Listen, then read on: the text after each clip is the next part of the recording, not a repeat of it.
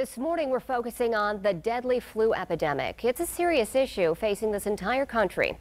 There are widespread cases in 47 states with a rising number of deaths. 27 people have died in Minnesota, 14 in New Hampshire, and 4 right here in Michigan. So this morning, Lisa LaPlante with the Kent County Health Department joins us in studio talking about the flu. How do the flu numbers look right now? Well, right now we're expecting data to come in today for Kent County, but what we are seeing preliminarily is that the number of flu-related illnesses that are reporting to area emergency departments has decreased. We had 14% of the cases that were coming into emergency departments the week ending January 5th were due to flu-related illness. This week it's looking like it's closer to 12%. So we may have seen a plateau, perhaps a decline, which is good news. People are out there, they're making sure that they're taking better care of themselves, they're making sure they're protecting themselves by getting vaccinations.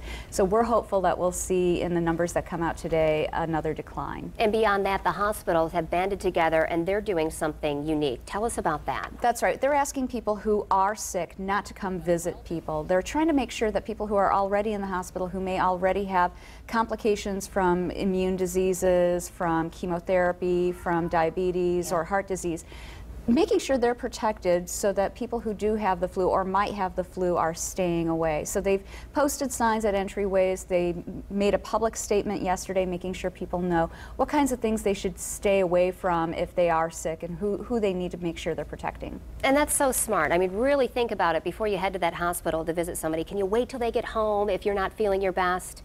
You don't want to pass it along. You really don't. And the toughest thing is if you have a friend who just had a baby, the babies are not able to be protected yet because they can't get flu vaccinations. So you don't want to get the mom sick and end up getting the baby sick. So it is tough, but it is the best thing to do. Okay, so let's talk about those preventative measures again. We just can't talk about this enough. Very simple, but are people doing it? What can we do to protect ourselves? I think when we start talking about it on a regular basis, people start thinking about it and they start doing it, making sure they're washing their hands, make sure when they sneeze into a sleeve, not into your hands, or cough. If you have a tissue, throw it away. I know my grandpa used to keep that handkerchief in his pocket. Ugh. Yeah. So you don't want to do that. You want to use a disposable cloth.